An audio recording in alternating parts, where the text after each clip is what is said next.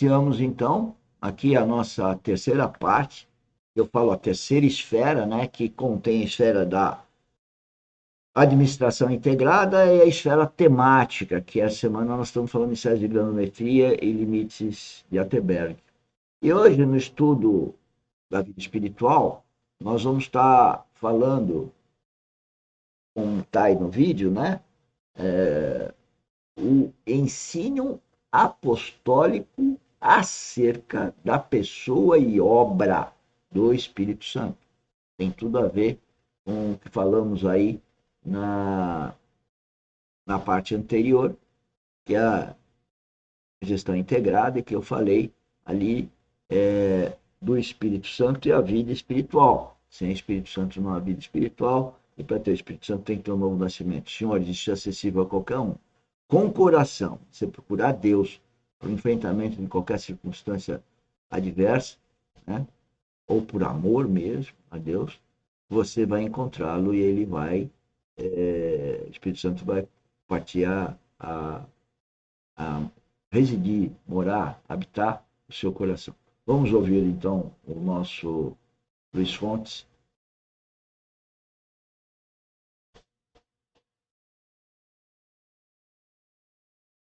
Diante de Deus, porque eles guardavam a lei. Isso corrompia o Evangelho. Isso impedia que eles entendessem a obra do Espírito Santo. Ele está falando da confusão já havida nos tempos de Cristo. Cristo veio exatamente para isso. Para falar a diferença de religião e de vida espiritual. É exatamente o que ele está falando. Porque quando você é religioso, não quer dizer que você tem Espírito Santo. Você tenha nascido de novo. É uma relação com o Espírito Santo, é vida espiritual. Religião não necessariamente é isso. E por isso que a gente fala que vida espiritual é infinitamente maior do que religião. É isso que o preletor está nos explicando. Então, Paulo vai traçar esse pensamento e ele vai mostrar sobre aquilo que era o ministério da lei e o ministério do Espírito. E à medida que ele avança acerca disso, ele vai dizer o seguinte, versículo 6, o qual nos capacitou como ministros de uma nova aliança, não da letra. Então, letra aqui ele está falando da lei, mas do Espírito. Porque a letra mata, mas o Espírito vivifica. Olha, tá vendo o divisor? Lei mata. Lei está ligada à religião. Lei mata. Mas o Espírito vivifica. Vida espiritual. Se você tem apenas a compreensão exata do propósito da lei, sem compreender a graça dela, você vai ver que a lei, a única coisa que ela pode fazer é apontar o pecado em nós. O propósito da lei... Ok? Propósito da lei, né? Ninguém está falando para não conhecer a palavra, logos, né? Mas que logos, conhecer a palavra, conhecer os versículos, que é a lei, sem vivificá-la, que é rema, não adianta nada. Só ficar no logos, é intelectual, cultural, não serve para nada. A não ser alimentar o ego. Agora, quando você vivifica isso, você vive esse relacionamento espiritual com Deus, então aí sim você tem rema, palavra viva. Por isso que fala, a palavra viva é a Bíblia viva, é vida, não é texto, não um livro encostado ali e memorizar. A lei foi revelar a nossa completa incapacidade. A lei nos foi dada para mostrar a nossa profunda pecaminosidade. Embora santa e boa, ela não pode fazer mais do que isso. Mas a Bíblia diz que o fim da lei é Cristo. Paulo diz que a lei nos serviu de aio, como um pedagogo, aquele que leva a criança até amadurecer. Então a lei teve o seu propósito. Mas o fim da lei é Cristo. Somente Cristo cumpriu a lei, nenhum homem cumpriu a lei. Todos aqueles que por ela viveram, também por ela morreram. Eles não puderam encontrar justificação nela. Então é isso que Paulo está dizendo. Aí no versículo 7, diz: e se o ministério da morte, que é o ministério da lei, gravado com letras de pedras, foi glória. Tanto que os filhos de Israel não puderam fitar os olhos no rosto de Moisés por causa da glória do seu rosto, a qual perecia. Então, quando Deus deu a lei para Moisés, ele desceu com aquelas tábuas da lei. O povo olhou para a face de Moisés. Eles viram tanta glória, que eles esconderam seus rostos. Agora, observe, versículo 8. Como não será maior glória o ministério do Espírito? Irmãos, vocês precisam ver isso. Não apenas fazer uma avaliação dos fatos históricos. Nós não nos darmos conta da glória do ministério do Espírito entre nós. E eu creio que isso, inconscientemente, nós temos praticado. Como aquele povo que um dia, esses judaizantes, no tempo de Paulo, eles estavam pervertendo o sentido do evangelho por se agarrarem à lei, não compreenderem o propósito da lei. E por conta disso, eles estavam perdendo a glória do ministério do Espírito. Da mesma forma, irmãos, existem tantas formas de religiosidade oculta dentro de nós. Existem tantas coisas que dentro de nós pervertem o verdadeiro sentido do ministério do Espírito. Como os cristãos estão frios, como os cristãos estão vazios, como os cristãos estão em trevas, como os cristãos estão sendo governados por este mundo, como os cristãos estão sendo governados pelas compulsões deste mundo. Quantas coisas têm se misturado ao Evangelho, e por causa dessas coisas, nós estamos perdendo o melhor do ministério, o melhor da glória do ministério do Espírito. Que Deus...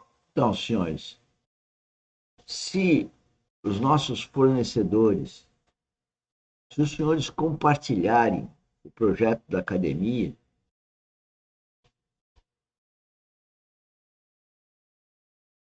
vocês vão ser tocados. Houve um belo resumo dos nossos objetivos, que é as pessoas viverem guiadas pelo Espírito Santo, a partir do novo nascimento. O problema é que a gente vê um novo nascimento intelectual, um novo nascimento religioso, um novo nascimento psicológico. Porque o novo nascimento faz com que haja uma transformação da pessoa. A pessoa muda. A pessoa que é calada passa a falar. A pessoa que fala muito passa a falar menos.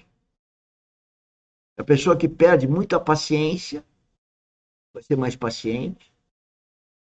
A pessoa muito paciente, tipo, morta, acorda. Sabe por quê? Porque ela vai começar a ouvir o Espírito Santo. E quando a gente ouve o Espírito Santo, a gente tem que agir. E agir obedecendo. Obedecer ao Espírito Santo é obedecer a Deus. Então eu peço para os senhores, compartilhem esse projeto. Muitas pessoas que me conhecem ficam vendo a parte podre minha. Olha, cada um tem que ver a parte podre sua.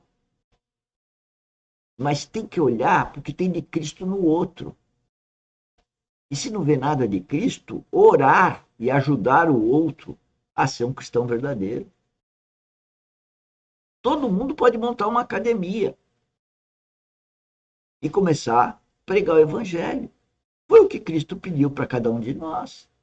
E aí, vamos obedecer a Cristo, a Trindade, a Deus? Ou vamos continuar desobedecendo? E isso nós estamos aplicando, e aí, porque a gente fala que o projeto é único, ele é pioneiro e inusitado, porque nós estamos aplicando no dom que Deus nos deu, engenheiro civil e geotécnico. Para quê? Para se enriquecer? Não. Para atender às necessidades dos clientes com a nossa expertise, com o nosso dom e com o nosso Espírito Santo guiando-nos. E os fornecedores, transformando todos em empreendedores. Empreendedores do quê? Da edificação de Cristo em si. Esse é o poço máximo. Mas como? Através do dia a dia, fazendo geotecnia, ou se for outra temática, fazendo o dom daquela outra temática, mas sempre pensando que tudo que faz está sendo guiado, como nós falamos na parte anterior do princípio da mordomia, espírito de corpo. Né? Amanhã nós vamos falar da disciplina e da organização. Né?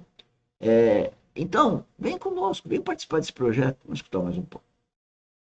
Deus possa fazer uma faxina no nosso meio. Que Deus possa tirar, a partir de cada um de nós, tudo aquilo que desonra o seu Espírito Santo. E que ele venha assumir o seu verdadeiro lugar central nesta obra de glorificar Cristo em cada um de nós. De glorificar Amém. Cristo na igreja como um todo. De mostrar para ela que Cristo é o seu Senhor.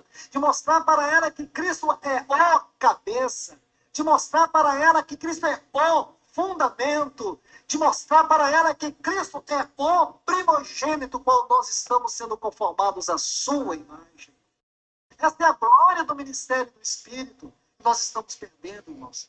Perdendo por tanta religiosidade, perdendo por tantas particularidades humanas, por tantas coisas misturadas ao Evangelho, por tantas interpretações particulares, por tantas práticas particulares, por tantas coisas que têm nos afastado e nos dividido. E o pior, interrompe sua obra, interrompe o seu senhorio, interrompe o seu encabeçamento. Nós não podemos andar sem o Espírito Santo. Nós não podemos dizer que somos igreja sem o Espírito Santo. Nós não podemos chamar Jesus de Senhor se não for pelo Espírito Santo. Porque quem não tem esse encabeçamento, não tem esta obra, não tem esse senhorio dele, jamais pode conhecer verdadeiramente quem é o Senhor Jesus. Só ele, ou o Espírito Santo, Isso não pode é nos religião, revelar senhor. Cristo Jesus. Só ele pode nos revelar todas as glórias desta bendita e santa pessoa. Somente isso. Porque que muitos cristãos, eles estão tão vazios, estão tão céticos, estão tão deprimidos. Sabe por quê? Porque eles estão perdendo o enchimento do Espírito. Eles estão perdendo, eles estão deixando que as coisas dessa vida venham diluir a obra dessa bendita pessoa. Ficamos numa esfera religiosa, ficamos numa esfera emocional. Eu vejo que muitos dos irmãos amam isso, estão pervertendo o que significam os dons do Espírito, estão pervertendo o que significa o ministério do Espírito, estão pervertendo aquilo que é a edificação do Espírito Santo. Oh, irmãos, é tempo de nós orarmos, é tempo de nós orarmos arrependidos diante do Senhor e pedir que Ele nos ajude, porque nós queremos que a glória do ministério dessa bendita pessoa triunfe sobre. Cedemos um pouco de tempo, porque o falar dele estava sendo muito importante. Compartilhe o vídeo. Na descrição do vídeo tem todos os links, atividades da academia. O primeiro link é o nosso grupo WhatsApp. Conheça o nosso canal YouTube, divulgue, ponha lá. Sempre tem publicação para você estar ouvindo e estar vivendo a vida espiritual ou estar caminhando pelo coração de chegar onde Deus deseja para todos nós passarmos para o reino dele, sairmos, vamos dizer assim, e ter o mundo como objetivo de vida. Tchau. Até amanhã. Obrigado.